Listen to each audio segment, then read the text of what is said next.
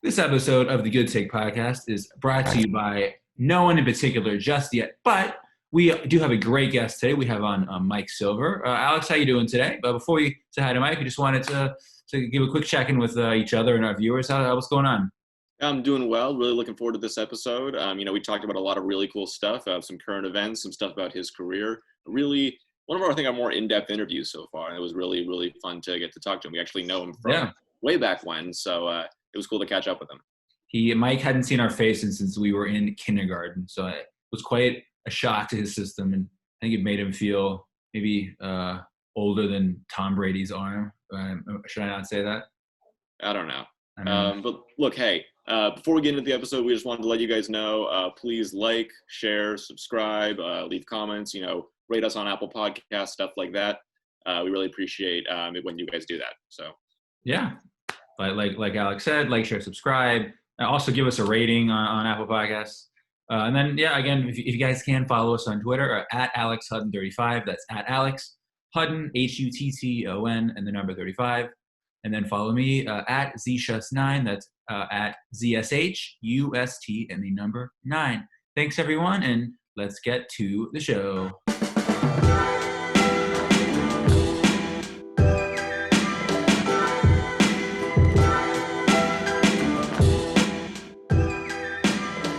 Alex and Zevan with you as always, and today we're very excited to be joined by Mike Silver from the NFL Network, formerly Sports Illustrated. Thank you so much for being here. We really appreciate it. It is my distinct pleasure. I have not seen you guys since you were very, very young, and it kind of freaks me out. My Wikipedia says that I was born in 1948, and it's a whole other subject. And one of my kids is to blame, and I heartily endorse the inaccuracy because it sets expectations low. But I do feel really old when I see you guys as actual adult human beings. Oh man, it hasn't scared you away yet? What's that? I said it hasn't scared you away yet. Not yet, but the night is young. So. Okay, all right. Yeah, we'll see. I guess just to start, sort of, how are you doing with all this, like, covering the NFL in this crazy time? Patrick Mahomes got a $500 million contract this offseason, and it's not anywhere near one of the craziest stories of the year. I mean, what has it been like, just sort of dealing with all of it? Well, thank you for putting it like that. I saw something on Twitter. I almost did a variation of a reply I did a couple months earlier, but somebody said something like, I heard that Nick Bosa got hurt in practice. I'm really, really worried about this, blah, blah, blah. And I think somebody asked me if they should be worried about something football related. I said, you should be worried about a global pandemic and the impending, loss of our democracy, something to that degree. But yeah, so it's all a matter of perspective. But it has been a really weird off season as a journalist who covers the NFL, and didn't affect me as much over the off season. I do travel over the off season some, but it really happened in the period where I would travel less. I do have a home studio, which you see behind me, and can go on TV from here. I could obviously write from here. I can call, I can text. So, it wasn't ideal, but it didn't hit me dramatically. The way the pandemic affected me those months was more just watching my kids process it and, just on a more personal level. But now that it's August and I would normally be traversing the country and going to camps, it is kind of weird. I've been trying to stay connected, through various, texting, talking, all that, but it is hard. And one of the great things about training camp is sometimes, especially at the camps that are off campus, we can really get relaxed, prolonged access that really doesn't exist too much in NFL journalism, on site at least, and anymore. And so, being able to see people in a more casual setting, walking to the dining commons, walking from the locker room onto a college campus, getting a bunch of people either to reacquaint with or meet, getting phone numbers, replenishing phone numbers, all that's really important, let alone the going to a bar in Pittsford, New York, and drinking heavily with the owner of the Bills in a cash-only establishment. So I got to actually buy those beers last year. But so, Wait. yeah, You have to buy those beers? oh, well, it was cash only. So when you're with the billionaire and he literally doesn't have any cash, you got to seize the opportunity. It's also weird for me because the owners are now technically my bosses. So I've said to them before in social situations, so or people who work for them, same line. Do you want to pay for this, or do you want to pay for 1/32 of this? Because I'll expense it, and one way or the other, you're gonna get digged for at least some. But yeah, I mean, so training camp is an important time for me. I remember 2 training camps ago going to Ravens camp early, and just they weren't letting Lamar do a bunch of stuff, and we were broadcasting on TV. And I just remember saying to the PR director, I just want to meet the kid. I've heard really cool things. I'm kind of a fan. I know he's gotten a lot of shit about whether he's going to translate to the NFL. And I just remember having like a cool talk with him, not interviewing him, just short, just kind of like human, and not for any work purpose. But, last year when I was around all the time, and even late his rookie season, when he'd see me, there was a familiarity there, and we kind of have always had that ability to connect to that moment. So there are many reasons, and I say that as someone who, when I broke into the business in 1989 as a beat writer for the now defunct Sacramento Union, covering the 49ers, and they trained in Rockland at Sierra College, and we'd get an apartment up there for 5 months, and it was longer back then, but just being on that, campus every day, and, hanging out at the pool with Joe Montana and all sorts of other things. I mean, it's immeasurably important. And so, yeah, I am struggling with that. And I am struggling with the notion that it's going to probably be this way the entire season in terms of access. But, I don't particularly want to get on an airplane right now. My bosses don't want me to get on an airplane right now. And obviously it's a lot bigger than this. I was going to ask, man, is Joe Cool in the pool? That sounds like you said. He's the coolest everywhere. I just remember somehow, like I was on the 49er beat. It was a totally different time. So they were coming off their 3rd Super Bowl championship of the 80s, and were about to win their 4th in 89. And I was young. There were 15 newspaper beat writers who covered them every day, 12 papers, 3 of them doubled up. So most of those papers are defunct now. But I mean, it was and they were star-studded. It was before the salary cap. Some of their backups had been all pros elsewhere.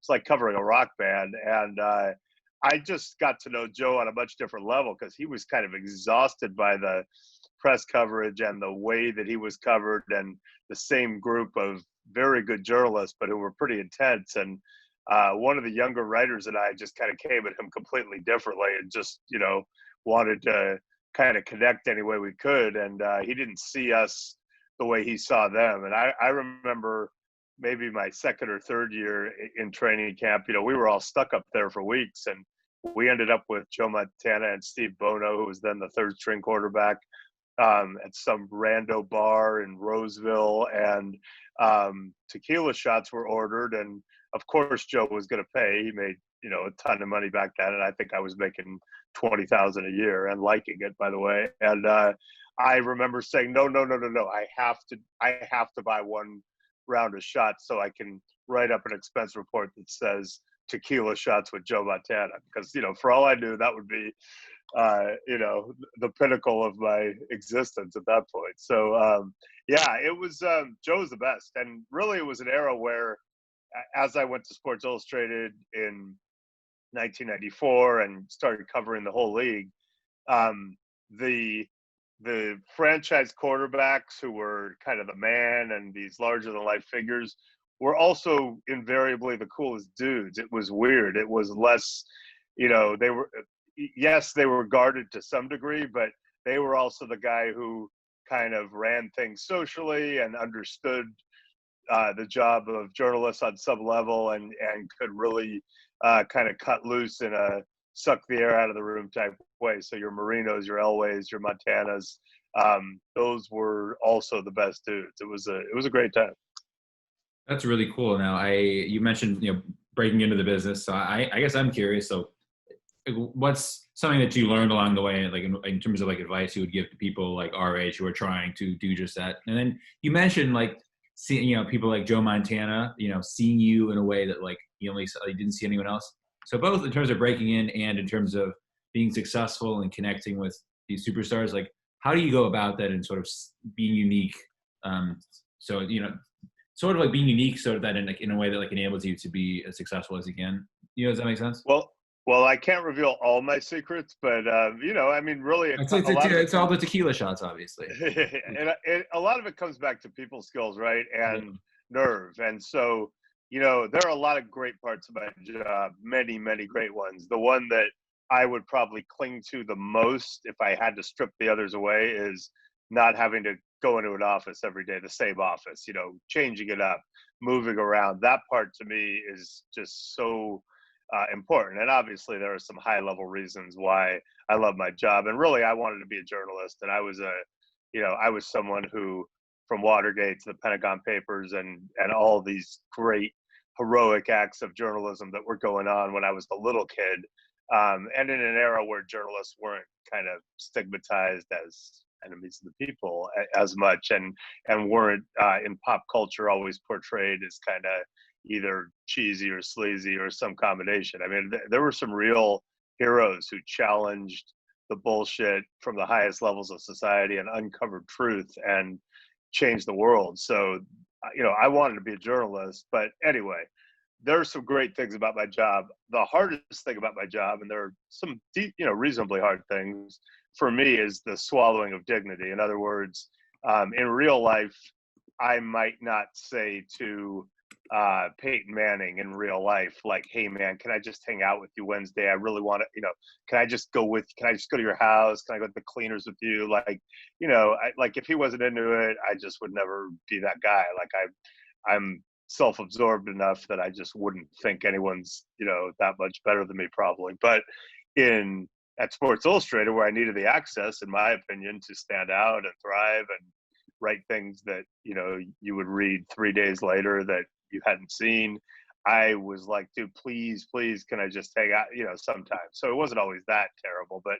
there are a lot of times where you have to kind of push your nerve level higher than it would be in real life, whether that's,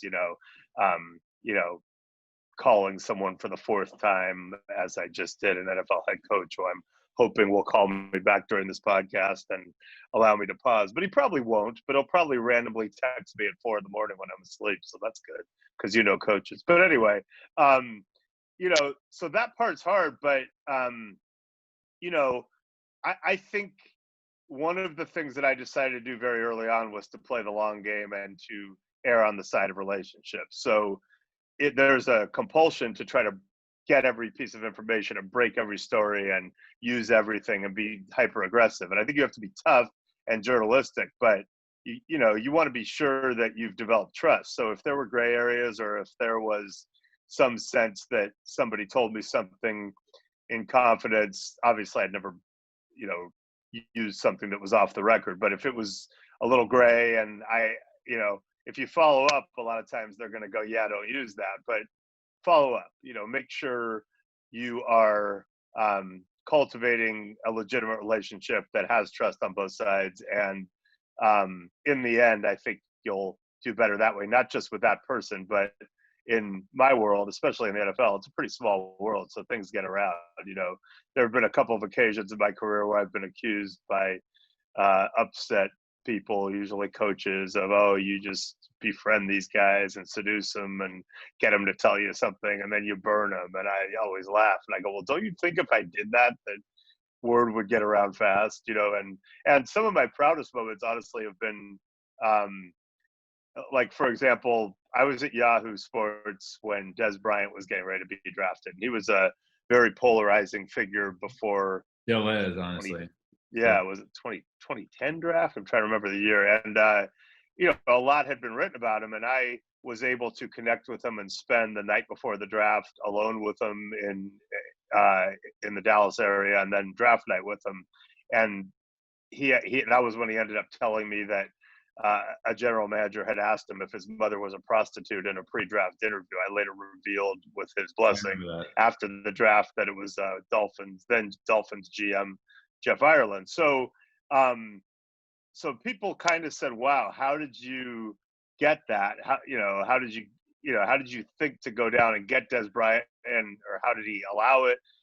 And one of the coolest things for me is that what really happened is I thought it was a good story, and I found out that he was connected to Deion Sanders, and who I now did work with at NFL Network. He just left, but a guy that I had covered. And I've been tight with a lot of players, super tight, but Deion and I weren't like that, but we had a great relationship, journalist to player. He trusted me. We had some bad moments, but mostly good. And, he had years to kind of form an opinion of me. So when I called Deion and told him I wanted to do it, and I hadn't talked to him in a long time, he basically called Dez Bryant and said, trust this guy, just do it. And that's why I was there. So to me, like, I had a lot of pride in that, that's something that speaks to, something I earned way back in the day by hopefully doing it the right way. So I just think, honestly, there are a lot of ways to be good at journalism, but really to me, it always came back to work ethic. And, that to me, that might mean going out till 4 a.m. with someone. Tough job, someone's got to do it. But to me, that's work ethic too. Just any ability to get more access and grind harder. And then toughness, being willing to ask tough questions and write things or say things when they need to be said, not at all costs, but to be tough enough to do it, and then show your face afterwards. And then people skills, huge, and I was lucky that I grew up in LA, went to public schools under a mandatory desegregation court order that gave us integrated schools. And I had the best of both worlds, because we had kids voluntarily bust into our junior high and high school, but we were still absolutely racially mixed, probably 50-50 in high school. And I noticed early on, at 23, trying to cover the 49ers, I just noticed that most of the journalists were white males, and very, very, very few of them were comfortable talking to young African Americans, and most of them probably were politically pretty enlightened about it. They just didn't know a lot of them other than as reporter to athlete. And so to me, it was like, oh yeah, I mean, it was just much more normal. And and then as I went on and started getting turned on to young rappers before they would have hit the radio, and I happen to like rap, so I mean, it worked out well for me that way too. Mm-hmm. Awesome. Yeah, that's fantastic stuff. Now, we wanted to ask you a couple different things related to sort of current events in the NFL. Obviously, one of the big recent stories, George Kittle getting a massive extension, highest paid tight end. You wrote an article about that for NFL Network and talked about how his agent called the initial offer the Valentine's Day Massacre. Correct. So, yeah, go ahead. Why were the sides so far apart? And was there ever like a potential of this lasting very deep into the season? Well, first of all, I want to take this occasion to plug my podcast, because I not only wrote an article, but then I talked to agent Jack Becta on episode 13 of the Pass It Down podcast. All right. Which is my second favorite podcast. You guys are probably my third, because I'm on. Oh my. But your old friend Greg, my son, your on. old friend Greg, my son, has one called Potty Train Me that has been just been a joy.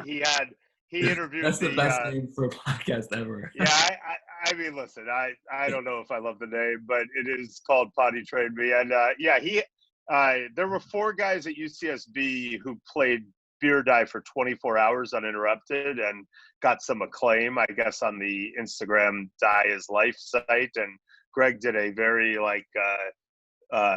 very reverential interview of them. And he just had my good friend Jeff Darlington of ESPN on, and basically I got roasted for almost an hour, but somehow I'm still a fan. So anyway, the George Kittle deal was tricky for a few reasons. One, a lot of times these guys have rookie deals and then they become absolute studs and it's time to pay them. An Alvin Kamara or a Tre'Davious White. It was a first-round pick. But it's easier to go from the artificially deflated rookie wage scale money for a first-round pick, which is horribly below market value, and that's collectively bargained by the union since 2011 and the league, but it is not really fair. But it's one thing to go from that low number to it's another thing to go from fifth round money. So based on the league's formula, he was going to get $2.133 million in the fourth year. He had made maybe a combined $2 million in his first 3 years, and now he's one of the best players in the league. So that was the first weird thing. And then the second thing is that the tight end market has just been weird, and these positions very much are adhered to as comparisons in these negotiations. And the last real market value tight end deal by anyone who had, a free agent situation was Jimmy Graham in probably 2013, 2014. Ertz hasn't been free. Kelsey hasn't been free. Gronk has taken below market deals. So it really wasn't the tight end market. It really wasn't fair to judge him by the tight end market. And I think they had a very fair or reasonable case, which is he's not really just a tight end to you. He's your best receiver, and look what wideouts make. He is your most prolific receiver. I'm not a big metrics dork, but there are some metrics from Next Gen Stats that I've cited that show what their running game is with him on the field versus him not on the field, and specifically the outside runs. And it's like staggering the impact that he has made. And anecdotally, I would agree. Like when he's on the field blocking, they are formidable in the running game. With him and when Trent Williams blocking together, they can just run the ball to the left side like every. Yeah, right.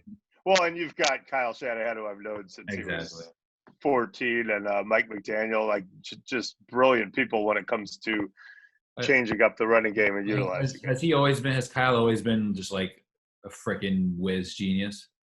Well, he's always been he's always been different, and he's always been he's always kind of absorbed it. But I just remember this. I'll get back to Kittle in a sec, but I just remember this one story where the Broncos are getting ready to play the Packers in Super Bowl 32, which is the first one they won, and it's in San Diego. And I knew Mike Shanahan very, very well. He'd been the 49ers offensive coordinator my last year at newspapers, and then covered him at SI a lot. And he was going to give me some time 2 days before the game when I was at SI, and he said, just come to practice, and then they'll take me back in a limo. You'll ride in the limo with me, and then we'll go to my hotel suite in La Jolla, and and then we'll talk.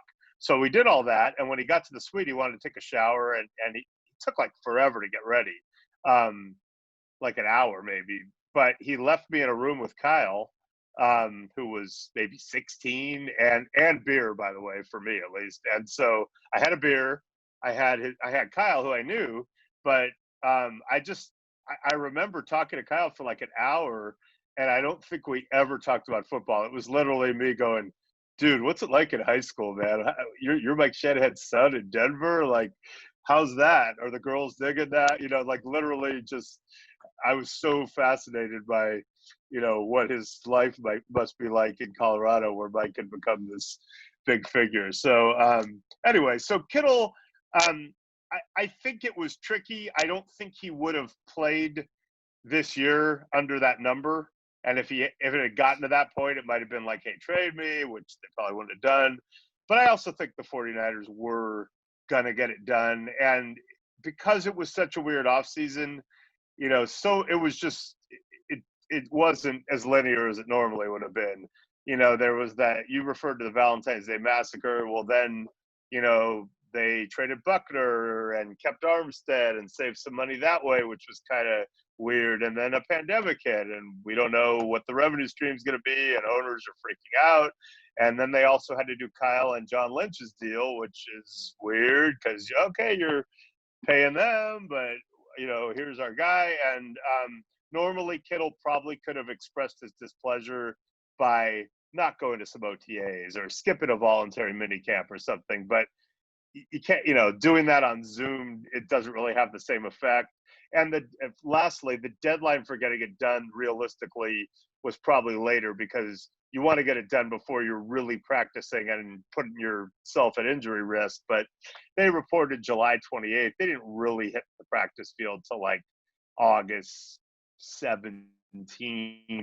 And so that's really when it ratcheted up. But I do think it could have gotten messy and both sides had chips to play. But I also think that when the will is there on the 49ers part, like, look, this guy's so important. He's so important in our locker room. He's so good. Let's get this done. Ultimately, they were going to find a happy medium. Nice. Now, speaking of franchise turmoil, this whole Earl Thomas thing kind of came out of nowhere. He's never really had a terrible reputation. I know things in Seattle got a little bit rocky. I know there was there's a little bit, but I don't know. I always interpreted that as a function of just kind of Pete Carroll, like loving the chaos and the Legion of Boom, and just that kind of. I always imagined that being just kind of planned. And the Ravens have always been a structured, kind of a really well-respected organization. And obviously, like, training camp fights happen all the time. So sure, like, obviously this didn't come out of no. Yeah, go ahead. I have some thoughts. Okay, Yeah. so first of all, you're right about Pete and that culture. They empower, and the Ravens are very similar. And that's why I didn't. Yeah, exactly. Yeah. That's why I didn't think and honestly, like they probably are my two favorite franchises to cover of the last, since Pete got there, and for the Ravens even before that. The Ravens really dating back to really the beginning of the Ravens with Ted Marchibroda, but certainly the Billick and then Harbaugh Ravens and Ozzie Newsome.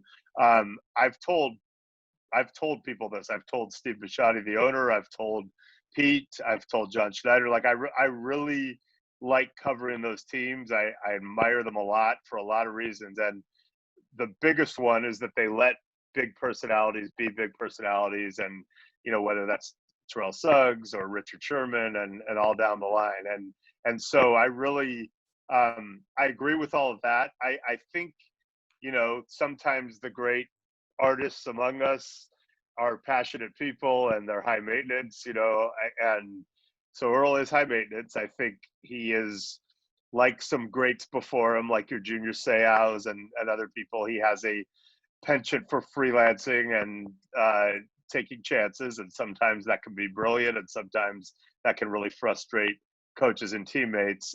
He has an incredibly high opinion of himself as a player, which many of the great ones do, but that there's a lot of pride there, and he's kind of volatile. So yes, all that existed in Seattle, and it worked, and it did get messy at the end.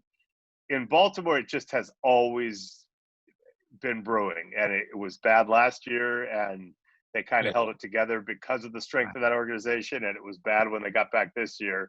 And you're right about really quick. Their chemistry seemed incredible last year, so that's honestly surprising for me to hear you say. Yeah. It was, but I would say it wasn't as destructive as I'm making it sound. But I think when a guy's not on point, both on the field and off the field, in terms of punctuality or adhering to assignments, sometimes it rubs some people the wrong way. So now I have seen a lot of fights. Don't get me wrong. And usually in training camp, this is the fight. It is two guys have been going at each other back and forth for days, and it's getting chippy and it's hot, and it used to be 2-a-days, and they're just pissing each other off. And finally one guy throws the other to the ground, and then they just snap, and the guy gets up and punches him, sometimes with helmet and pad, sometimes not, and it gets broken up. That's a more understandable kind of training camp fight. The training camp fights that stand out for being outliers are the ones where they either weren't in the middle of practice or they're on the same side of the ball, in this case, same position group. So what you had in this case was Earl blew an assignment. The other safety, Chuck Clark, got upset that he had blown an assignment. Earl basically said, "Hey, come on, man, I got it. What are you worried about?" And he said, "No, it's not okay." And Chuck Clark said something to the effect of, if you, you know, if you showed up for walkthrough or weren't late to meetings, something like that, you'd get this. And then it escalated. So, Stephen Davis of the Redskins got punched in the face by Michael Westbrook, a teammate, a wide receiver punching a running back with the Washington Football Club is what they're now called. Football team. Yeah, that's right. Washington Football Team. Heaven forbid we, extricate the nickname denoting a perceived skin color of a subjugated American ethnic group. That horrible that we would ever want to rename that, but here we are. Steve Smith, my now NFL Network colleague, punched cornerback Ken Lucas. It broke his nose in Carolina. Not sure if it was in training camp, but it was not during practice. So it was, that was a more memorable fight. So, and listen, let's be clear. If Lamar Jackson punched,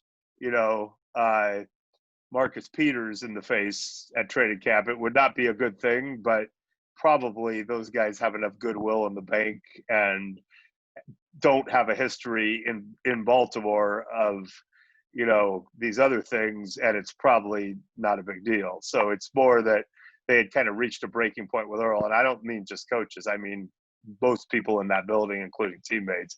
And now he was kind of in that zone where people were sick of what was going on, and then that happened. So, he's one of the best players I've ever seen. I don't want to just sound like I'm completely shitting on the guy. Like, he is, I love his passion. He is absolutely one of the best players I've ever seen. He is a phenomenal football player who has made some incredible plays and was part of those great Seahawks teams. And I hope it doesn't just end like this, because the legacy is so precious that he's built up. Say he's going to get in the Hall of Fame, and do you think is Jerry Jones just licking his lips, just trying to pounce all over him? I don't know, because if he is, he could be getting it done right now. I suspect. I don't believe there are a lot of teams lining up to pay him what he thinks he's worth right now, and it's not an advantageous time, and the cap's probably going down next year. We're in a pandemic, but I don't know. I think, I would say this. Just as the Ravens' strength of organization and culture and tolerance, ability to tolerate big personalities is a bonus, it's also doesn't help the player when he gets released under these circumstances. Because I think if you're Jerry and Stephen Jones and Mike McCarthy, you go, wait, this is Baltimore. Like, probably this didn't go well for a reason that Earl's at least somewhat responsible for. Whereas, put it this way, if Matt Patricia released a guy, who might not have been down with the program, I think a lot of teams will go, yeah, well, that's Matt Patricia. That's, he's trying to be Bill Jr. and it's authoritarian and stupid, and we'll get him at our place and it'll be fine. Whereas, I think that Raven organization is so good at this that people are going to want to do some vetting. Mm-hmm. Well, it makes sense, 100%. Now, we wanted to ask about a certain player on a certain team. You've introduced, just so you mentioned Greg, you've introduced him to Aaron Rodgers before. He's turned into something of a Packers fan. You spent a lot of time around Aaron Rodgers.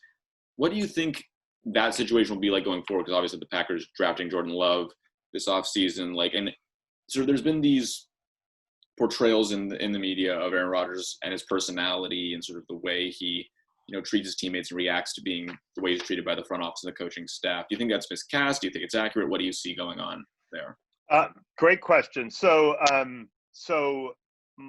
wife and I went to Cal, and later our daughter Natalie did. So unfortunately, poor child, it's been passed on, but we are Cal zealots and Cal propagandists, and it's largely a futile pursuit when it comes to football over the years. But when Aaron was there, with Marshawn Lynch as a freshman, we were fantastic and should have gone to the Rose Bowl and got fucked over by a set of certain rules that no longer exist, and a voting controversy and a whining Texas coach. And I still can't look at Mac Brown without thinking about that. Yeah, I mean, other than the 2016 election and probably the 2000 election, it's, right up there with the biggest atrocities of. You left out Draymond Green's suspension.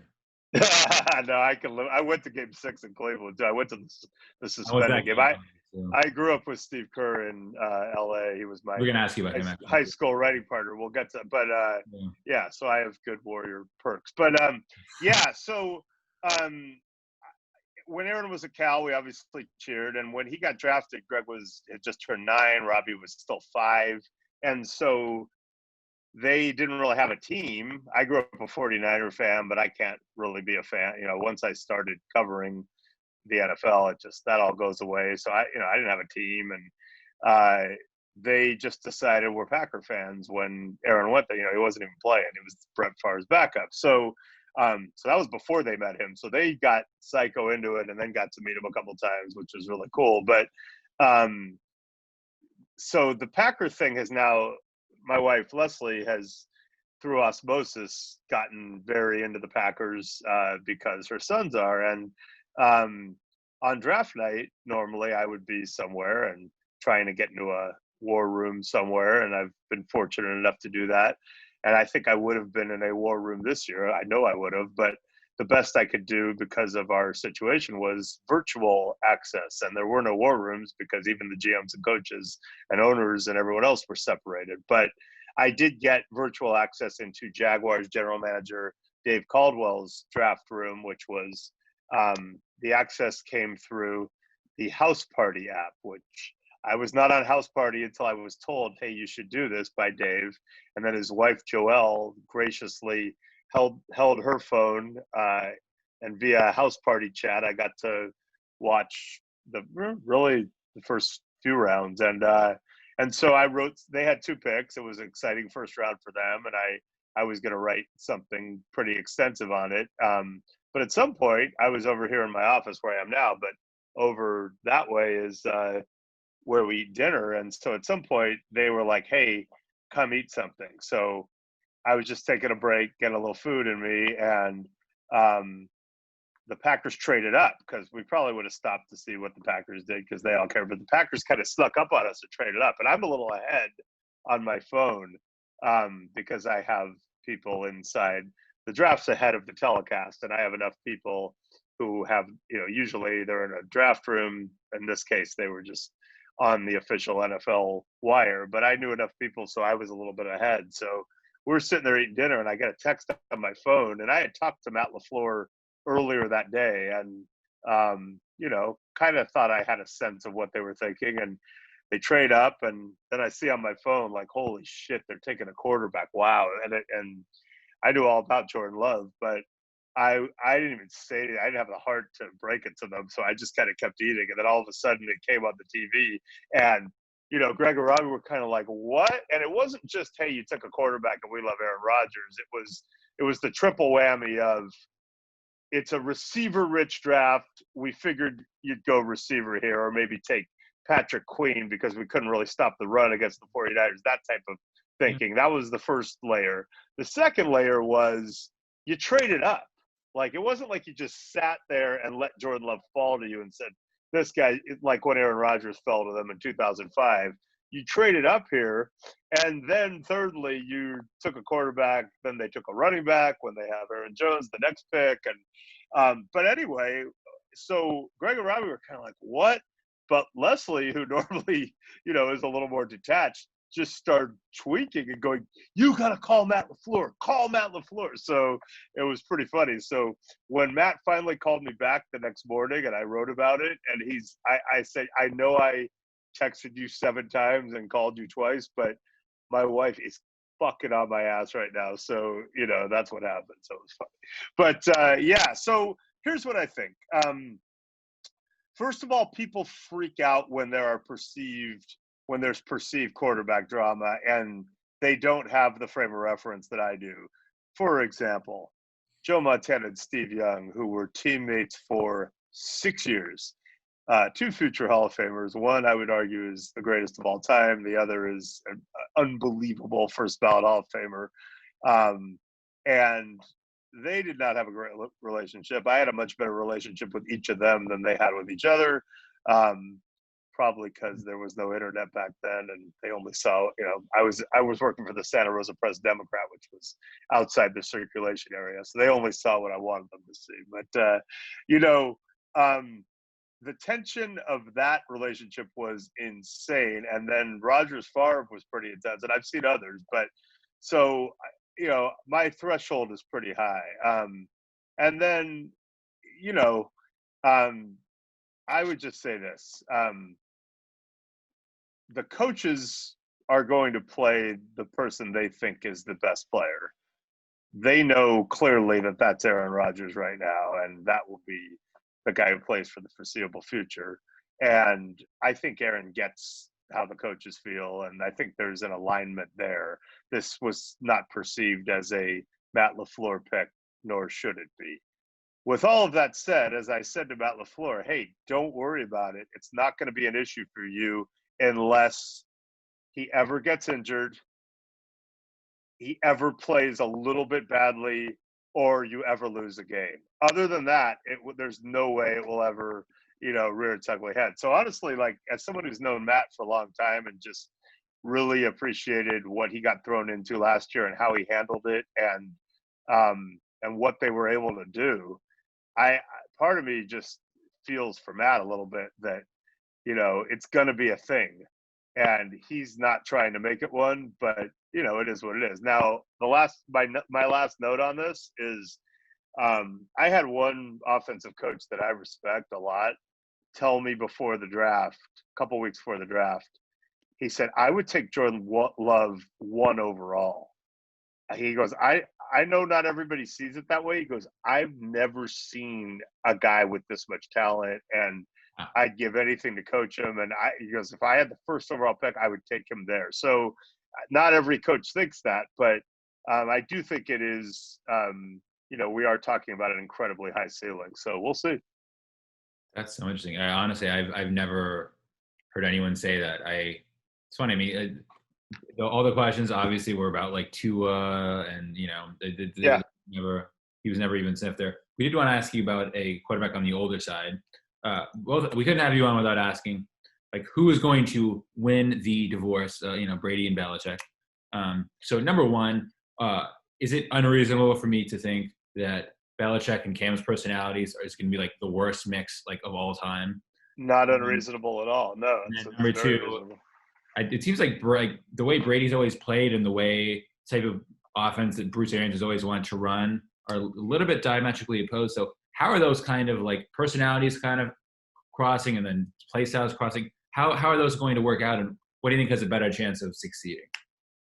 Well, I think my first caveat is if this were a normal year where Brady could have just shown up in the building in March and completely, and he and BA could have just completely mapped it out every second of every day, and then he could have sucked the air out of that facility and made everybody, align and do it his way from the beginning, and have all those reps. That would have been a better state of affairs for Brady. I'm still going to say Brady, but that's my first caveat. This is not a normal offseason, and existing structure and familiarity and establishment is going to do better than new. And, depending on how COVID potentially affects things. But if all other COVID factors being equal, an existing structure with familiarity the Chiefs and Niners are in a much better position than, a place where you've got a new coach or a new quarterback or a new coordinator or, a lot of new.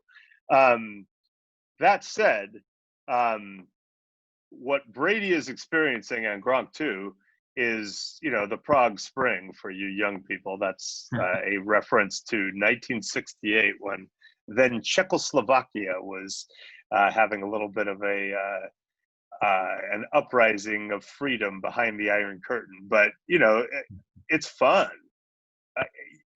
Arians could not be any more different as a human than Bill. And Bill is a phenomenal coach, but it's joyless over there. And it's very possible that they led the league by far in opt-outs because of individual circumstance and people who just felt that way about COVID. But it's also fair to ask if, environment has something to do with that. And do you want to take that risk in an environment that is pretty joyless? And I know they put up a fight sometimes and try to argue that it's not joyless, but if you got any player who's been there over the last 2 decades and gave them truth serum, they would tell you that it's not a super fun place to be. It's fun to win, I guess, and there are a lot of good things about it, and he's a great coach, but it's not fun.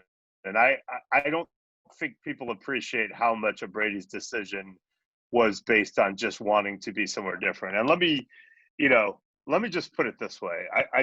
I'll try to do it like this. Imagine that you're 43 years old. Imagine that That's you hard to are. imagine. Yeah, right. Okay, 42. Yeah, right, because we've left you a fucked up planet and all that, which hopefully you'll fix. Yeah.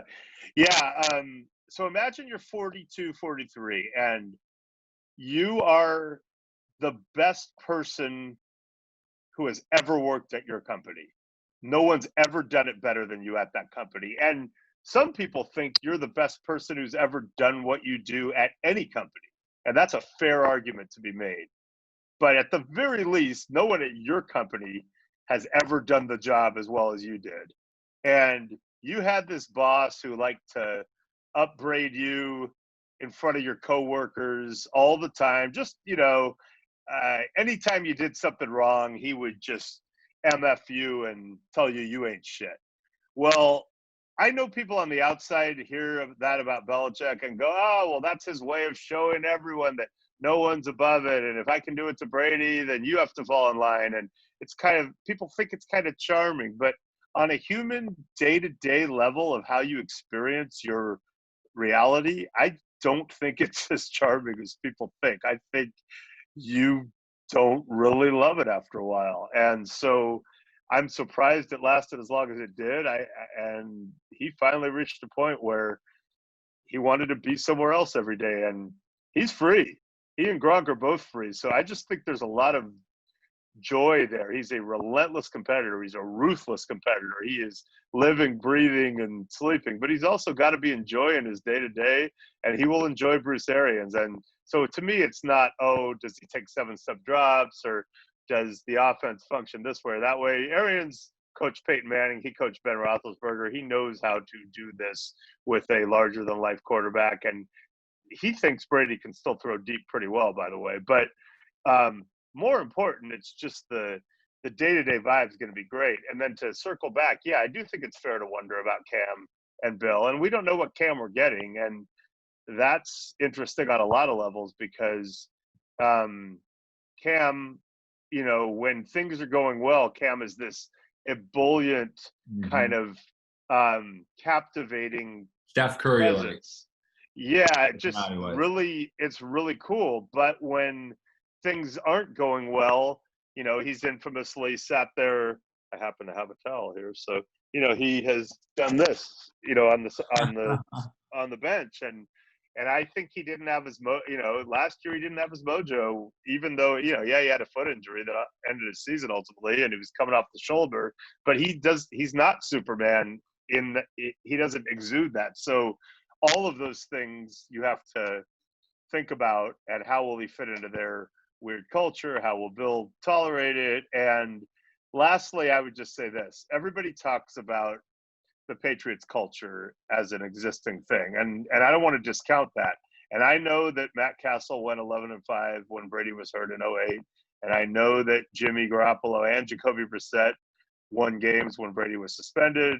And I know those coaches are really, really good and will find a way to maximize things. But they lost a lot of guys. They didn't just lose Brady. And at some point, you need elite players to win football games. And they have like an elite corner, and they got a couple other guys who I think are pretty good, but they're not exactly, oozing with game changers on paper, at least. And then the last thing is this. yes, there is a culture there, and yes, that culture will allow them to continue to succeed. But it's not just the Belichick culture. Tom Brady is responsible for a decent amount of that culture. And I think one thing that I made an error in the last few months was when I thought about losing Brady, I thought about it too much from a football perspective. But I'm trying to be more mindful of that now. They're losing a guy who helped that place be what it was in terms of tone and vibe and relentlessness. And you can't just replace that either. Nice. Now speaking of miserable places, it's probably not been a more miserable place than Cleveland, Ohio, with the Browns. Obviously, they got way overhyped last year. I'm very happy to say that I was on the correct side of things, just like constantly like rolling my eyes in the preseason. When, like, I mean, you can see on First Take, like, could the Browns go to the Super Bowl? I was just like, oh no, I plead ridiculous. guilty. I went Really? Well, I mean, listen, it was kind Wow. of shtick in that they fired one of my best friends ignominiously, Hugh Jackson, who I'm very close with, and I know a lot about, a lot of backstory about how it was not an optimal situation for him. Now, when you lose games, you get fired. So I don't mind him getting fired because a lot of my friends get fired. It's just the way the business is. But Not I for don't like long. what. Yeah. Well, I just don't like when people get turned into a cartoon character, and I have a lot of kind of resentment about it, and a lot toward Baker about the way he conducted himself. And I was not I was being shouted down by just about everybody else. There are a few of us who thought Baker was being in my opinion, an insolent punk at the time, and I would have said that about any player acting that way about any coach. And and the racial part of it wasn't lost on me. As I said to people, imagine if Lamar Jackson had been doing that, there was talk Harbaugh could get fired that year. If Lamar Jackson had been doing that to Harbaugh when he took another job after he got fired, or if, I mean, you could go with countless examples. It would have been excoriated. But anyway, I think Baker's grown, and I'm open to trying to, he says he's going to kneel this year. That's kind of exciting. But I was coming off kind of that, and I think most Browns fans, between some of the things I said during Hugh's tenure and just afterwards, and then my side occupation on Twitter, which is as a lifelong Warrior fan who like to have fun with that. I went to 2 victory parties at Morton's in Cleveland and stayed up all night. And by the way, so I was born in San Francisco, grew up in LA, rooted for the Niners and the Warriors and the A's and Giants, and was at my school, was pretty much the only one, and got just pummeled for it by everybody, including my friend Steve, who later went on to become their coach. So he knows I won in the end, and so he knows how much all of it meant to me when they got that good. And I've had some great perks along the way. But anyway, so I did go the other way last year in that I just thought it would be fun to fuel the hype. How about this year then? Are they becoming too underrated to the point where they might be? Too people are picking them reverse psychology. It's kind of like the city of Cleveland. When I was younger, everybody used to say what a horrible place it was, and then it became overrated for a while because it got a little better, and people used to go, "Man, Cleveland's pretty good." And at some point, it went from what it was to overrated, and now I would say it's probably closer to being not my favorite city. But listen, Me too. Anyway, yeah, right. So I fueled some of the hype too, and I had fun with it. And I had, but I'll just say this: there were some other people around the league who, I think, without me telling them, seemed to catch on to the vibe I was going for, and I started early. And I got great text messages every time I went out and said, "Hey, with this kind of talent, they are legitimate Super Bowl contenders." And I got a lot of positive reinforcement from other people who might have high level positions around the league and figured it out. So it was fun shtick. Yeah, I don't know. I'm actually I'm a really, really, really big fan of the young man they hired as their general manager, Andrew Berry. He's 32 years old. He went to Harvard. He was in that kind of analytics camp but he also he was Ryan Grigson's right hand man in Indianapolis when the Colts went from worst in the league, coming off worst in the league season when Peyton got hurt, and what made the playoffs the next 3 years. That's when Bruce Arians was the interim coach that first year when Chuck Pagano got sick, and they accomplished a lot that they're not given credit for as a personnel staff.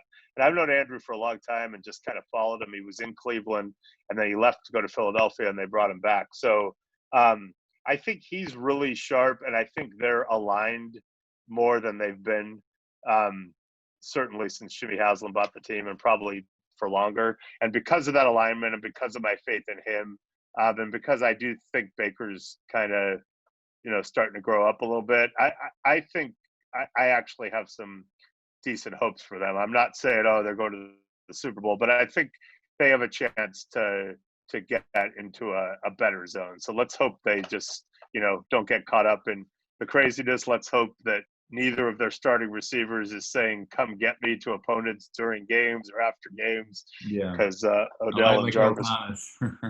Well, I mean, I reported that Jarvis Landry had done that in a game in Arizona against the Cardinals at their sideline during the game. And there was rumors that Odell did that something similar too. Odell had already done it a bunch, Yeah. and I reported that Jarvis did it, and he indignantly denied it. Like, could not have been more pissed at me personally and the report. And my response was kind of an eye roll, like, dude, you did it to a sideline. Do you think I might have sources who were on, good sources who were among the 100 people on the Arizona Cardinals home sideline during a football game? I might, there may be people I know at all levels of that operation who might have heard you. So deny it all you want, but when you yell it to a sideline during a game, I'm going to stand by my story. Nice. Now, like you said, just a few more questions to wrap up. You talked about Steve Kerr. You've been lifelong friends with him. So, first of all, you guys met in high school, I believe. Like, how did that friendship start? Junior high, yeah. Junior high. How did it evolve? What's it been like? Hell, what did you think? If someone would have asked you, what's more likely that a football player gets signed to a $500 million contract, or the Golden State Warriors are going to be on a dynasty, and Steve Kerr, your friend's going to coach? Like, how has it evolved over the years? And what's it been like to just, be, have a bromance with him? Like, what's it been like? I know. I've tried to explain it to Greg before. I'm like, imagine if, blank friend that you're, growing up with, imagine if he became the coach of the Packers when you were older, and they're better than they've ever been. And they dominate. Like, it's just crazy. So Steve and I really got bonded in an American history class in high school. And we were probably the worst students because we were always talking and joking amongst each other. We created a hockey league. The teacher's name was Mr. Nathanson, so we called it the NHL, the Nathanson Hockey League, against the backboard. And there was a poor young woman who sat in between us, who was part of the ice, but it had to do with the chalkboard and pencils and little pieces of paper and obstacles, and we would stage actual games during class. But our favorite thing to do was, so back then Howard Cosell was the iconic announcer who Monday Night Football was the biggest game of the week, and so we loved to imitate Howard Cosell, and the best day of the week was always Tuesday morning, because we had new material. But we would do things like, in class to each other, we would go, that the Indians fought back Geronimo, the little known general from the Cherokee tribe. Look at him. But Georgie Custer, the little known speedster. We had so much fun, really spoofing all things about all conventions of sports. We both love sports, but we love to spoof the conventions of it. And Steve had this incredible knack for doing prank calls to not just the sports talk station, but the psychologist. I mean, there's a cassette tape. Yeah. There's a cassette tape somewhere with these legendary calls, and it just was always hilarious. And I remember, so he played 15 years in the NBA, and retired as the all-time leader in three-point percentage, which he still has. Although Seth Curry is right on his heels, though. Yeah, well, hopefully he won't catch him. I would allow Steph, but I'm not allowing Seth. But yeah, and won 5 championships, and I became very close with Dennis Rodman. Did a book with him, so I got to, I got to hang out with him when he was on the Bulls a lot. But I just remember early in his career. I have and two this questions about that now. Wow. Yeah, so early in his career. Jesus. Yeah. Oh, yeah. What do you think of it? But, yeah. Wow. I mean, I was real emo, but not just because of Dennis, but seeing Steve's mom and just the footage of Malcolm, and it was a lot. And I was the Rodman 30 for 30, which aired in the fall. I was in a lot of that, and it was really fun. And I quick aside, I just can't believe there's no video footage of us that seems to exist, because we were the most conspicuous people ever when we went out with Rodman. We had no VIP rooms, nothing hidden. We were always in the middle of the shit show, with interacting with everyone. It's just, there were no cell phone cameras. So anyway, so Steve, I'm just trying to give you an idea of how he thinks. So he called me one time and said, yeah, I haven't been playing much, but it's been fun. We've been having fun on the road. And one of the stories he told me was, they were playing the Nuggets, and the Nuggets star player at the time was Mahmoud Abdul-Rauf, who used to be Chris Jackson. He's really a Steph-like kind of guy, just an incredible scorer, a guard, probably shorter than Steph and slight, but a guard who was just an incredible scorer. Obviously not as great a shooter as Steph, because I don't think anyone's ever been, but was a phenomenal shooter and just had a knack for scoring. And he's a really interesting guy. He was a star at LSU. He changed his name. He was the first guy to protest the anthem in major sports, and it was during, I think, the Iraq War, maybe the first Iraq War. And he just said, I feel like, people are being subjugated. He had good reasoning for it, and it was a thing. And he also had Tourette's, or has Tourette's, and had to kind of conquer that. And there was a lot going on. But Steve's favorite, what his note on it was, we're playing the Nuggets, and every time he scored, over the PA, he goes, the song "Whoop, There It Is," which was really popular at the time. It was this cheesy hip hop, "Whoop, there it is." He said every time he scores over the PA, they go, "Rauf, there it is." He goes, and we loved it so much. He goes, so we were on the bench. All we cared about was hearing it again. He goes, so we're on the bench literally rooting for our opponent to score as long as it's him, so we could hear it again. So, I mean, that's kind of the way he's wired, and he's very good at making fun of himself too. So I enjoyed the journey all the way through, but then, when he took the Warrior job, it was just surreal. And I just, I texted him, obviously, I knew he was considering Knicks and Warriors, and I texted him when he took it, and he texted back and said, dude, I remember you doing Bill King calls on the radio. Bill King was the Warriors' legendary announcer, and you could, on the transistor, you could get KMBR, the 50,000 watt station, at night sometimes, fading in and out. So imagine me in my room as a kid with the crackly transistor, listening to Bill King in and out calling Warrior games, till 10 at night or whenever they ended. So the great thing is he remembered. But I mean, listen, I'm really proud of him for all those things. You can tell by the way I talk about him as a player and as a coach. But honestly, what Steve Kerr is he's your guy. He's the guy who's like your buddy when you're young, and he's great. Everything about him is great. And then as an adult, it's only better. And that's pretty rare, right? It's just, I'm so much more proud of the man he's become, the husband and the father and the person and the citizen. And so, those are the things that, kind of choke me up. I'll tell you one great Steve story. So he has 3 kids. Nick, his oldest, who played basketball at USD and then grad transferred to Cal that year. They got really good with Jaylen Brown and Ivan Rabb, and didn't play much, but closed out his career at Cal and is now working for the Warriors and is just a really good young man. And then Maddie, his daughter, she and Steve were the first guests on my podcast, Pass It Down, with my daughter Natalie. And she was a volleyball star at Cal, and in fact is a year older than Natalie, and helped convince Natalie to go to Cal, and then had a blast with her there. So great kid. She's now at Berkeley Law, hopefully getting ready to help save the world. And his youngest, Matthew, who just got out of college, unlike Nick and Maddie, just doesn't care about sports at all. Just not interested. Might be able to name half the Warriors. I mean, loves that his dad wins, and it's fun, and loves the spectacle, but just doesn't pay attention to it, doesn't care. And they thought maybe he'd go to school back east like you, but he ended up getting into a really prestigious program at USC and deciding to go to SC. And so when Steve's wife Margot told me about it, she was really excited. So of course I'm like, that's awesome. That's so great.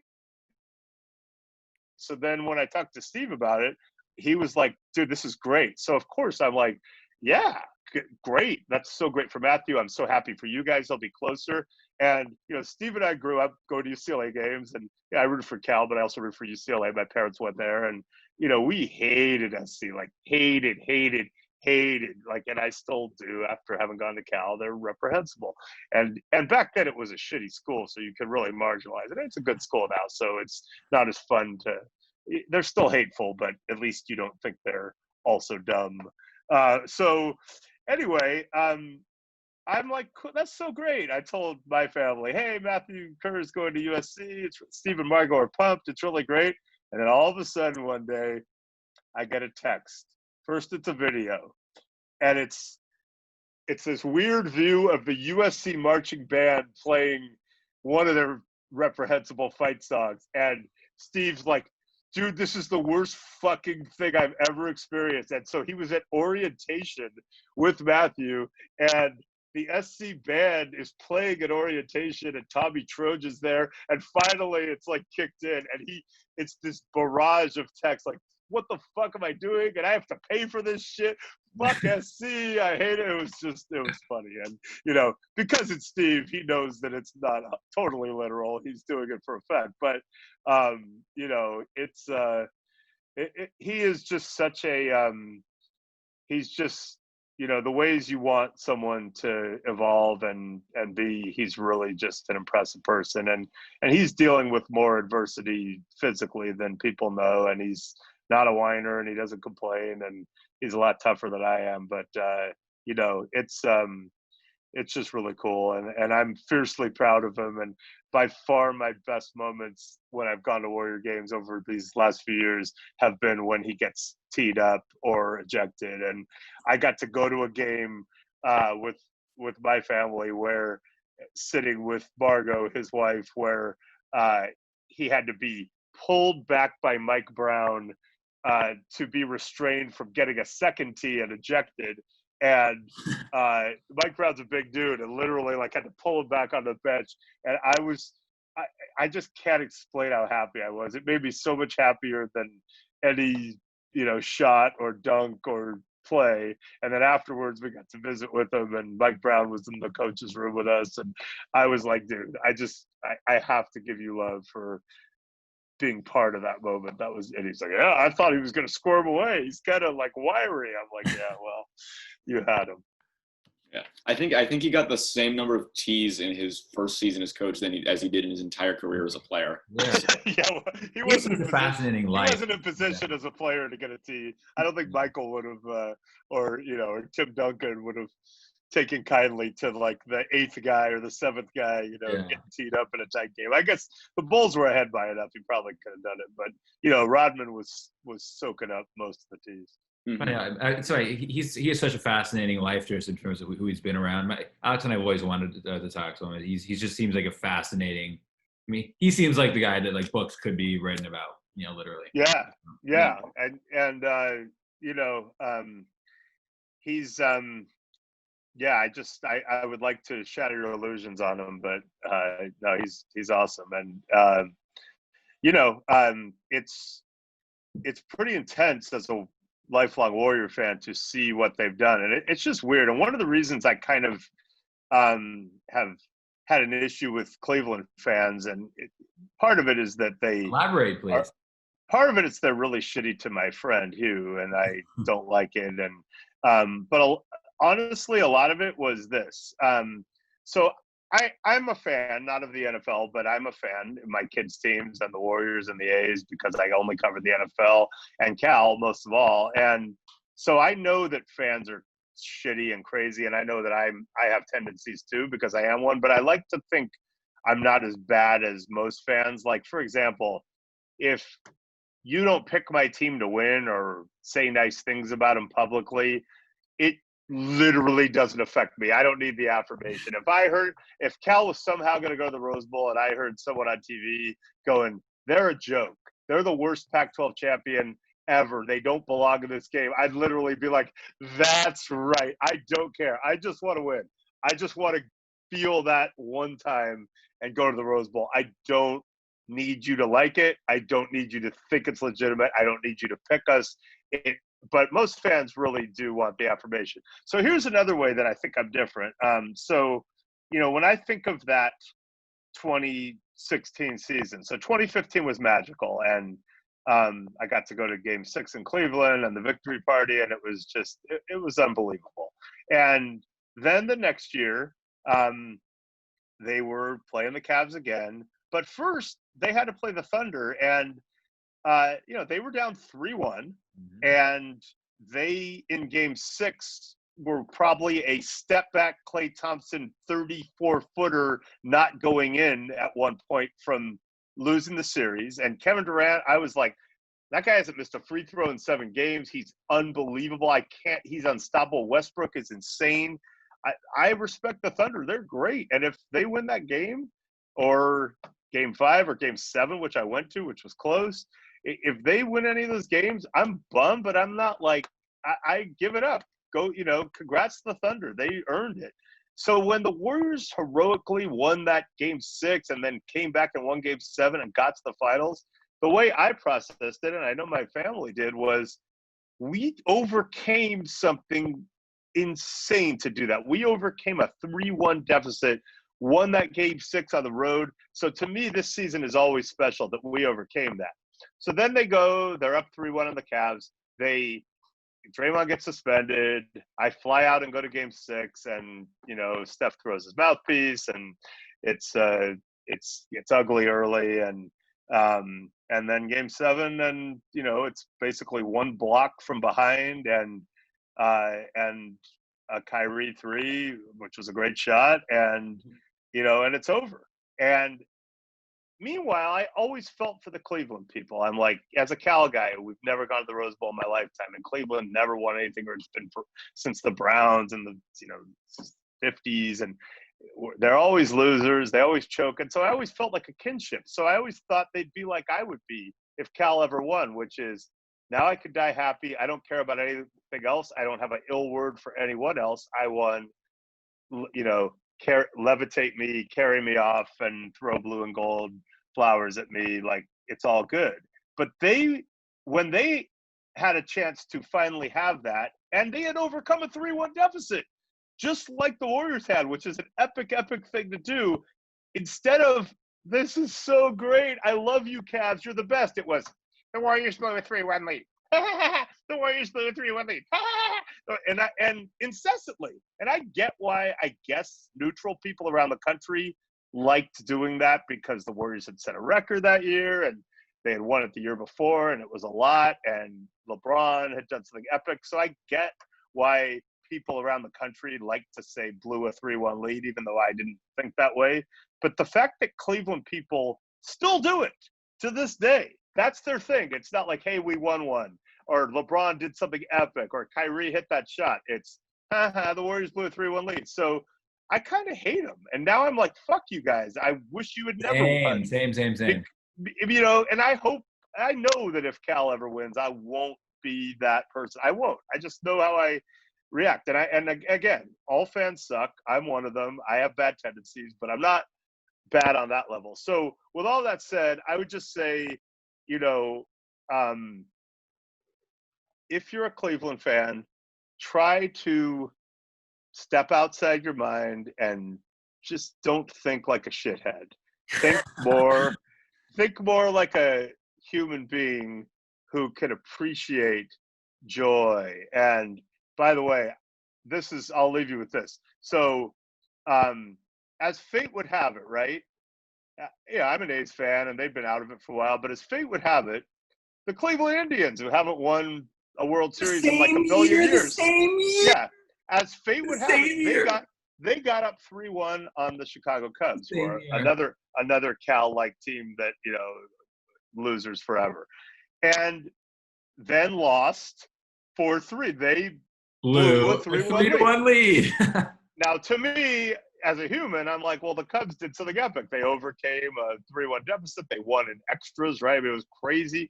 And, you know, credit the Cubs. But I also was having fun because fuck the Cleveland fans. They blew a 3-1 lead.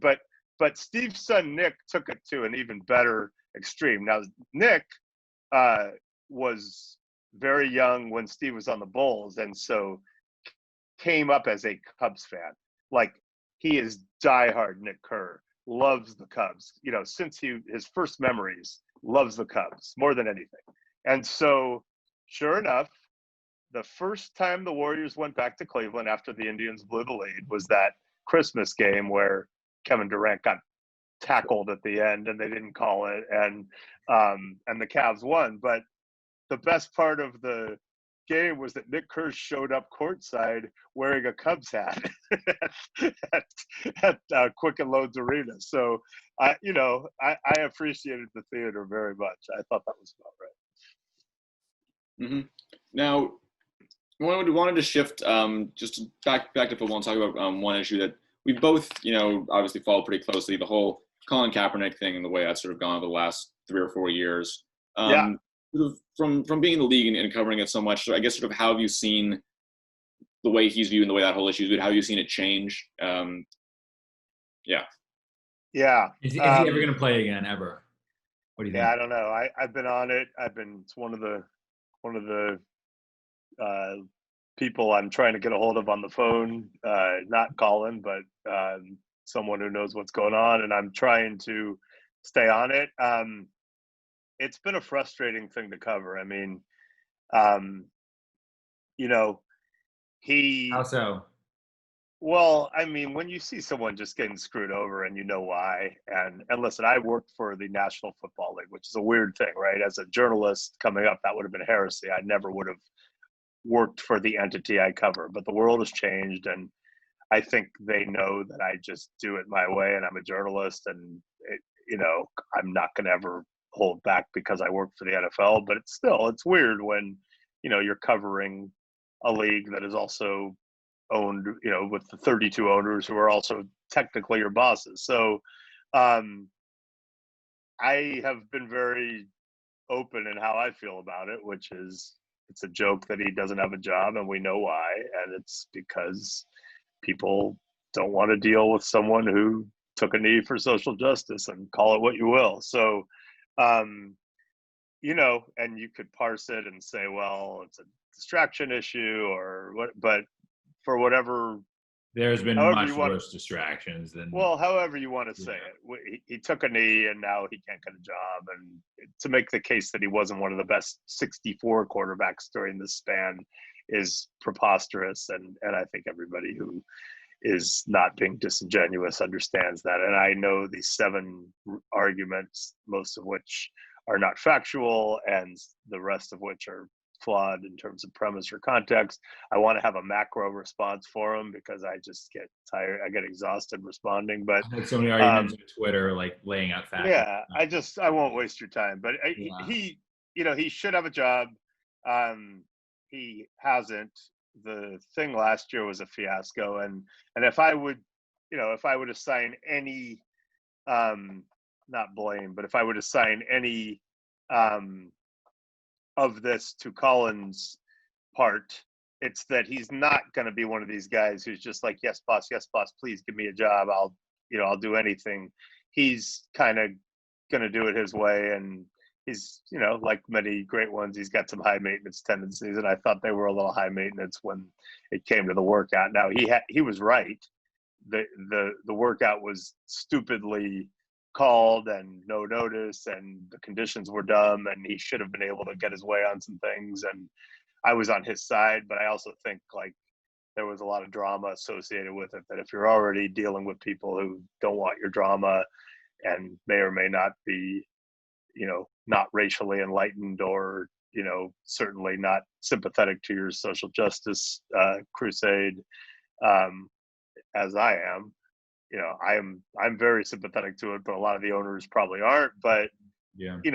Then when you are associated with a bunch of drama involving a workout, it just adds to the trepidation. So yeah, I wouldn't say blaming. I'm just saying I think that's part of the equation that you would put on him. But I thought that after the, in the wake of George Floyd and the,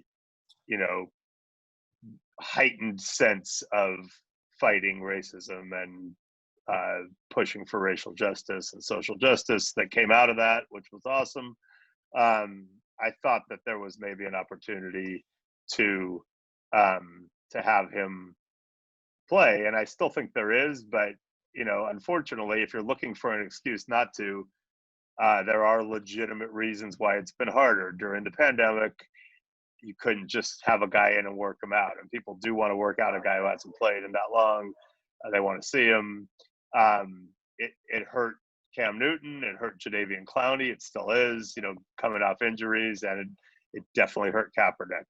In a normal off season, someone would have been able to just work him out probably quietly and maybe get a little closer. So I do think there's a chance that he could get back in, or be offered a chance to get back in. I believe he wants to, but it's and last thing before we wrap up, just you do believe he wants to, from the people that you talked to? Yeah, no, he wants to. He wants to play.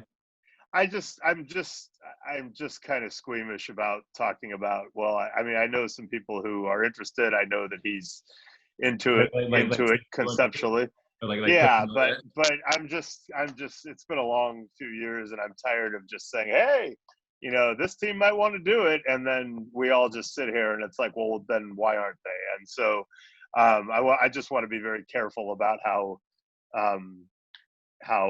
not excited, but how optimistic I get that it could happen when it still hasn't, and until it does, it's a blight on our sport and our league, and it's really stupid, and it's not going to age well, and it's not going to be looked at well in history. Awesome. I know we kept you a few minutes past what we said, but it's all good. Yeah, we really appreciate you taking the time, and hopefully this coach calls you back before you go to sleep. And then thank you so much. And it was nice to see your face again. It's been so long. Yeah, thanks for having me. So are you a Colts fan? Is that a Colts fan? I'm not. So I know this is weird. I'm a Colts and a 49ers. Is the way my family Yeah. ended up. That's okay. Do you have Indiana ties? Exactly. Grandparents live in Bloomington, so I used to fly there all the time as a kid. And Peyton, nice. I just fell in love with him as such a young kid. Sure. My dad was a Niners fan his whole life, and so then that's just kind of how. But that's kind of how it happened. So, if you're gonna have two teams, that's good separation, because they're unless they play in a Super Bowl, it's probably not going to be a thing. Alexander, Steelers, exactly. You're Niners, Alexander. You're all Niners. Yeah, I've got the stuff. I saw that.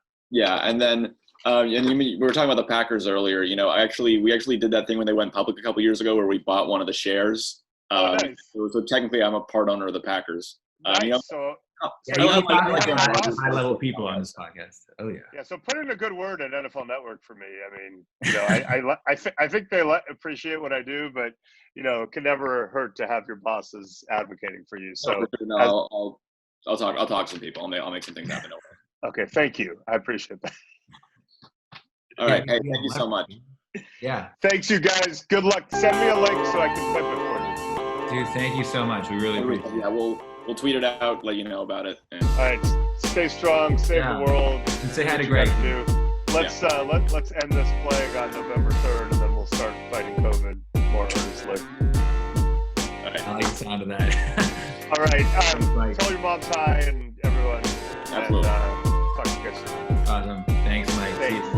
See you.